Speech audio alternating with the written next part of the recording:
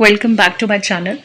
आज हम करेंगे एमसीक्यू के जो मेटाबॉलिज्म ऑफ लिपिड हमने पिछली वीडियो में जो टॉपिक करा उसके आज हम एमसीक्यूज देखेंगे।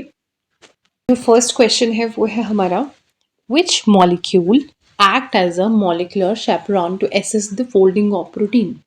कौन सा ऐसा मॉलिक्यूल है जो प्रोटीन फोल्डिंग में हेल्प करता है?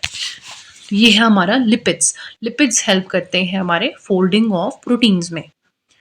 Which of these is not a lipid? इसमें से लिपिड कौन सा नहीं है? प्रोटीन्स लिपिड्स नहीं है, फैट्स है, ऑयल है, वैक्सेस है, ये सारे के सारे लिपिड्स की कैटेगरी में आते हैं।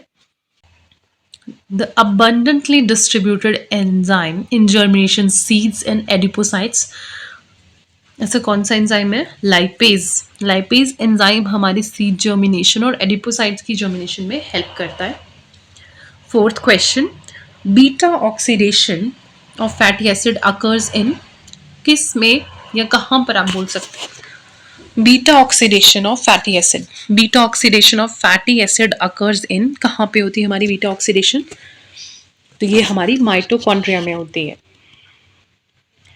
N example of dash is a carnauba wax, soft wax, liquid wax, hard wax या अरेकिबैक्टीरियल वैक्स। ये हमारा हार्ड वैक्स है जो कि लिपिड की ही फॉर्म है। In facts the number of OH group can be expressed as, fats में जो OH ग्रुप है वो कैसे एक्सप्रेस कर जाते हैं? एसिटाइल नंबर बोलते हैं उसको। Rancidity of lipids of lipid rich food stuff is because of, rancidity का मतलब क्या होता है? रेंसिडिटी का मतलब होता है बासा हो जाना। जो फैट फूड्स हैं वो बासे क्यों हो जाते हैं या किस वजह से हो जाते हैं? तो जो इसका आंसर है वो है oxidation of fatty acid. Oxidation हो जाती है हमारे फैटी एसिड की, इस वजह से जो लिपिड रिच फूड स्टफ है वो हमारा जल्दी खराब हो जाता है। This is an example of derived lipids. क्या हो सकता है? ये सारे के सारे जो टर्पीन्स हैं, स्टेरॉइड्स हैं, कैरोटीनॉइड्स हैं, इनको हम डिराइव्ड लिपिड बोलते हैं।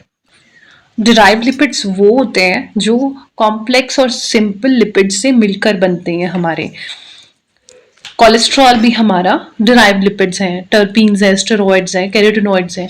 जब सिंपल और कॉम्प्लेक्स लिपिड आपस में मिलकर हाइड्रोलिसिस होती है इनकी और मिलकर एक नया कंपाउंड बनाते हैं तो उनको बोलते हैं हम derived lipids.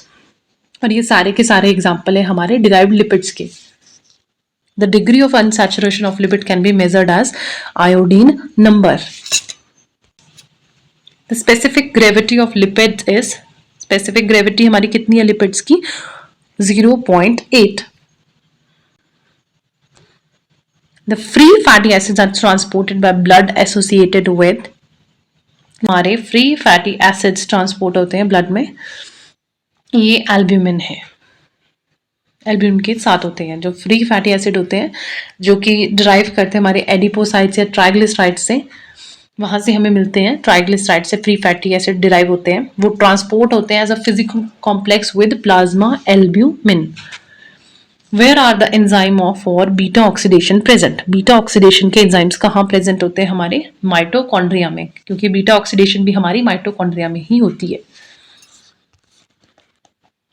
Fats after absorption present in the circulation as, किस फॉर्म में हमारे फैट्स प्रेजेंट होते हैं?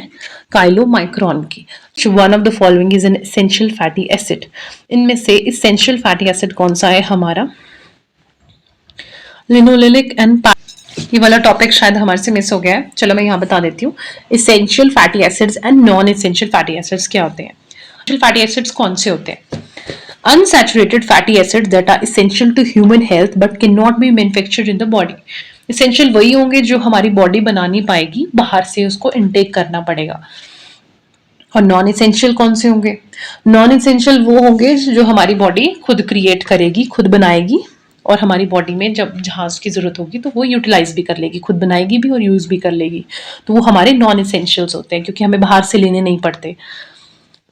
इसमें जो एग्जाम्पल है हमारे पास एसेंशियल फैटी एसिड्स का, और उसके एग्जाम्पल्स हैं जैसे लिनोलेनिक एसिड है, ओमेगा 6 फैटी एसिड है, अल्फा लिनोलेनिक एसिड है, ओमेगा 3 फैटी एसिड है, ये इसके एग्जाम्पल्स हैं हमारे।